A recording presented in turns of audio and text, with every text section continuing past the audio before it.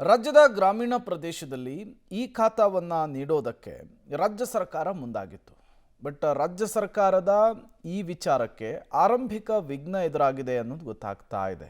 ಯಾಕಾಗಿ ಇಲ್ಲಿದೆ ನೋಡಿ ಡೀಟೇಲ್ಸ್. ಸಚಿವ ಖರ್ಗೆ ನೋಡಲೇಬೇಕಾದ ಸ್ಟೋರಿ ಇದು. ಈ ಸ್ವತ್ತು ವಿತರಣೆಗೆ ಪ್ರಾರಂಭದಲ್ಲೇ ವಿಘ್ನ. 10 ದಿನ ಕಳೆದರೂ ಸರಿ ಹೋಗದ ತಂತ್ರಾಂಶ. ಮಧ್ಯವರ್ತಿಗಳ ಸಹಾಯವಿಲ್ಲದೆ ಈ ಖಾತಾ ವಿತರಣೆ ಮಾಡುವುದಕ್ಕೆ ಸರ್ಕಾರ ಮುಂದಾಗಿತ್ತು. ರಾಜ್ಯದಾದ್ಯಂತ ಸುಮಾರು 1.5 ಕೋಟಿಯಷ್ಟು ನಿವೇಶನದಾರರು ಇದ್ದಾರೆ. ಸರ್ಕಾರ ಡಿಜಿಟಲ್ ರೂಪದಲ್ಲಿ ಗ್ರಾಮೀಣ ಭಾಗದ ಕೃಷಿಯೇತರ ನಿವೇಶನ ಕಟ್ಟಡಕ್ಕೆ ಈ ಖಾತಾ ನೀಡೋದಕ್ಕೆ ಮುಂದಾಗಿದೆ. ಕಳೆದ 10 ದಿನಗಳ ಹಿಂದೆ ಡಿಜಿಟಲ್ ಈ ಖಾತಾ ವಿತರಣೆಗೆ ಸಚಿವ ಪ್ರಿಯಾಂಕ್ ಖರ್ಗೆ ಚಾಲನೆ ಕೊಟ್ಟಿದ್ದಾರೆ. ಆದರೆ 10 ದಿನ ಕಳೆದರೂ ಈ ಖಾತಾ ಜನರಿಗೆ ಸಿಗ್ತಿಲ್ಲ. ಈ ಸ್ವತ್ತು 2.0 ತಂತ್ರಾಂಶದಲ್ಲಿ ಭಾರಿ ಗೊಂದಲ ಉಂಟಾಗಿದೆ.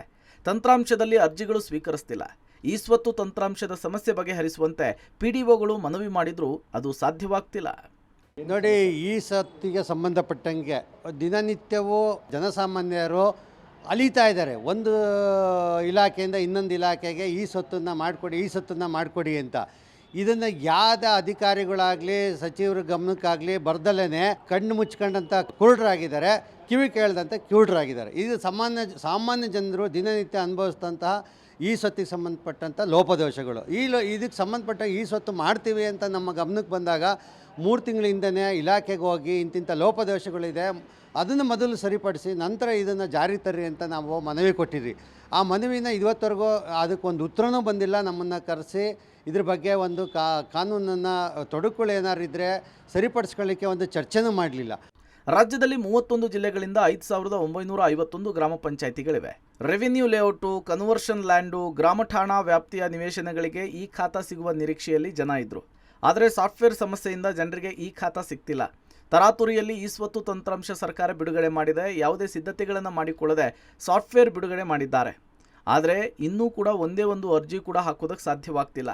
ಈ ಖಾತಾ ವಿತರಣೆ ಮಾಡುವುದಕ್ಕೆ ಅಧಿಕಾರಿಗಳು ಪರದಾಡುವಂತಾಗಿದೆ. ಅರ್ಜಿ ಸಲ್ಲಿಸಲು ತಂತ್ರಾಂಶ ಸರಳೀಕೃತ ಮಾಡಬೇಕು. ಗ್ರಾಮೀಣ ಪ್ರದೇಶಗಳಲ್ಲಿ ಲೆಡ್ಜರ್ ಬುಕ್ನಲ್ಲಿರುವ ದಾಖಲೆಗಳನ್ನು ಆನ್ಲೈನ್ಗೆ ಅಪ್ಲೋಡ್ ಮಾಡಬೇಕು ಅಂಥೇಳಿ ವಕೀಲರು ಸಹ ಒತ್ತಾಯ ಮಾಡ್ತಿದ್ದಾರೆ. ಗ್ರಾಮ ಪಂಚಾಯತಿಗಳಲ್ಲಿ 9 ನಿಯಮ 9, 11A, 11Bನಲ್ಲಿ ಲೆಡ್ಜರ್ನ ಮೇಂಟೈನ್ ಮಾಡಬೇಕು ಪ್ರತಿಯೊಂದು ಗ್ರಾಮ ಪಂಚಾಯತಿಗಳು. ಯಾವ ಗ್ರಾಮ ಪಂಚಾಯಿತಿಯಲ್ಲೂ ಇದ್ರ ಬಗ್ಗೆ ಲೆಡ್ಜರ್ಗಳನ್ನು ಮೇಂಟೈನ್ ಮಾಡಿಲ್ಲ ನಮ್ಮ ಗಮನಕ್ಕೆ ಬಂದಂಗೆ. ಅದೇ ಆ ಒಂದು ದಾಖಲೆಗಳನ್ನೇ ನೀವು ಸರಿಯಾಗಿ ಮೇಂಟೈನ್ ಮಾಡಿಲ್ಲ ಅಂದರೆ ಈ ಸೊತ್ತನ್ನು ಜಾರಿ ತಂದು ಯಾವ ಉದ್ದೇಶಕ್ಕೆ ತರ್ತಾ ಇದ್ದೀರಿ? ಜನಸಾಮಾನ್ಯ ತೊಂದರೆ ಆಗೋದ್ರ ಬಗ್ಗೆ ಸ್ವಲ್ಪನಾರು ಗಮನ ಹರಿಸ್ಬೇಕಾಯ್ತಲ್ಲ ಸರ್ಕಾರ ಇದನ್ನು ಜಾರಿ ಮಾಡೋದಕ್ಕೆ ಮೊದಲು. ಅಂಥ ತರಾತುರಿಯಲ್ಲಿ ಚಳಿಗಾಲ ಅಧಿವೇಶನದಲ್ಲಿ ನೀವು ಏನು ಮಾಡಿದ್ದೀರಿ, ಇದನ್ನು ದಯಮಾಡಿ ಹಿಂಪಡೆದು ತಕ್ಷಣವೇ ನೀವು ಆ ಲೋಪದೋಷ ಸರಿಪಡಿಸಿ ಜನಸಾಮಾನ್ಯ ಆಗ್ತಾ ಇದ್ದ ತೊಂದರೆಗಳನ್ನು ದಯವಿಟ್ಟು ಕೂಡಲೇ ನೀವು ಬಗೆಹರಿಸಬೇಕು. ಇದನ್ನು ಮಾಡದೆ ಹೋದರೆ ನಾವು ಸಾರ್ವಜನಿಕ ಹಿತಾಸಕ್ತಿ ಅರ್ಜಿನ ನಾವು ಸುಪ್ರೀಂ ಕೋರ್ಟಲ್ಲಾಗಲಿ ಕರ್ನಾಟಕ ರಾಜ್ಯದ ಹೈಕೋರ್ಟಲ್ಲಾಗಲಿ ನಾವು ಪ್ರಶ್ನೆ ಮಾಡ್ತೀವಿ. ಒಟ್ಟಿನಲ್ಲಿ ಈ ಖಾತಾ ಸಮಸ್ಯೆಯನ್ನು ಬಗೆಹರಿಸದೆ ಹೋದರೆ ಸರ್ಕಾರದ ವಿರುದ್ಧ ಸಾರ್ವಜನಿಕ ಹಿತಾಸಕ್ತಿ ದೂರು ಸಲ್ಲಿಸುವುದಾಗಿ ಎಚ್ಚರಿಕೆಯನ್ನು ಕೂಡ ವಕೀಲರು ಕೊಡ್ತಿದ್ದಾರೆ. ಅಧಿವೇಶನದ ಒಳಗೆ ಈ ಸ್ವತ್ತು ತಂತ್ರಾಂಶದ ಸಮಸ್ಯೆ ಬಗೆಹರಿಯುವಂತೆ ಒತ್ತಾಯಿಸುತ್ತಿದ್ದಾರೆ. Madesh, public TV, Bengaluru.